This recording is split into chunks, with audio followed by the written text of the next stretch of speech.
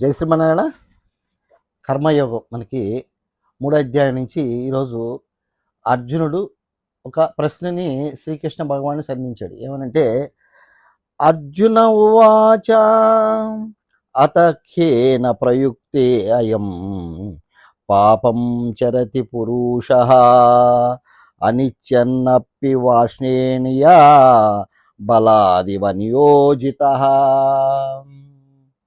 అర్జునుడు ఏమంటున్నాడంటే, ఓ కృష్ణ, మానవుడు తనకిష్టము లేకున్నను ఇతరులు బలవంతం చేసినట్లుగా దేని ప్రభావం చే ప్రేరితుడై పాపాలు చేయిస్తున్నాడు అని అడిగాడు. కాబట్టి మనిషి తనకి తెలియకుండానే పాప పంక్తిలో పడిపోతున్నాడు. దీనికి కారణం ఏంది, ఎందువల్ల ఇలా జరుగుతుంది అని తన బాధని వెళ్ళగెక్కాడు. ఎందుకంటే ధృతరాష్ట్రుడు మంచివాడే, భీష్ముడు మంచివాడే, అటు పక్క ఉన్నటువంటి ద్రోణుడు అందరూ మంచివారే.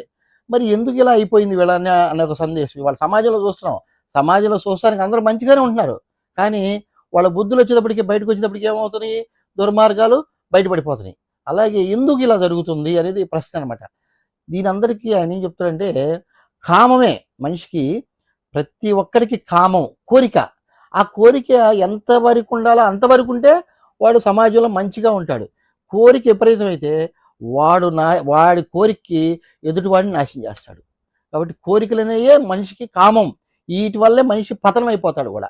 ఎందుకంటే ఈ జరగడానికి కారణం ఏంది, మనకున్నటువంటి గుణాలు, సత్వ రజో తమో గుణాలు.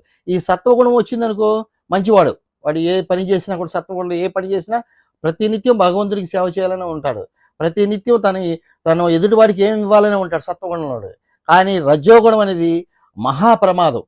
ఇదే మనిషి కామానికి హేతు అవుతుంది. కాబట్టి ఈ రజోగుణమే అన్నిటికీ మూలం, మనిషి నాశనానికి మూలం. ఇంకా రజోగుణం పెరిగిపోయింది అనుకో ఏమవుతాడు, తమో గుణానికి వెళ్ళిపోతాడు. డబ్బులు ఎక్కువైపోయినాయి, ఏం చేస్తావు, తాగి తందనాలు కొడతాడు. తందనాలు కొడితే ఏమవుతాడు, తమో గుణంకి వెళ్ళిపోతాడు. కాబట్టి ఈ రజోగుణం మనిషిని ఎన్నో విధాల కష్ట నష్టాలకి గురి చేస్తుంది. ఒకనొక సందర్భంలో ధృతరాష్ట్రుడు చెప్తాడు, అప్పుడు దాకా విదుడి దగ్గర నీతి వాక్యాలు, నీతి బోధలు వింటాడు, కృష్ణ భగవాన్ దగ్గర వింటాడు, అందరి దగ్గర వింటాడు. కానీ తన కొడుకు దుర్యోధనుడు వచ్చేటప్పటికే ఆ దుర్యోధనుడి మాటలకి వశమైపోతున్నాడు. అంటే ఏంది, చెడువాడి ప్రభావం ఎక్కువ ఉంటుంది సమాజంలో. ఈరోజు సమాజంలో ఒక చెడువాడు మంచివాడి దగ్గర పోయాడు అనుకో, మంచివాడిని కూడా వీడు మార్చేసుకుంటున్నాడు. వీడొక చెడు ప్రభావం అలా ఉంటుంది ఒక్కొక్కసారి. కాబట్టి సత్సాంగత్యం కూడా ముఖ్యమైనది. అందువల్ల ప్రతి మనిషి స్నేహం అనేది కూడా ముఖ్యం. మంచివారి స్నేహం చేస్తే నీ జీవితం మంచిగా నడుస్తుంది. దుర్జనుడు స్నేహం చేస్తే నువ్వు కూడా దుర్జనుడు అయిపోతావు.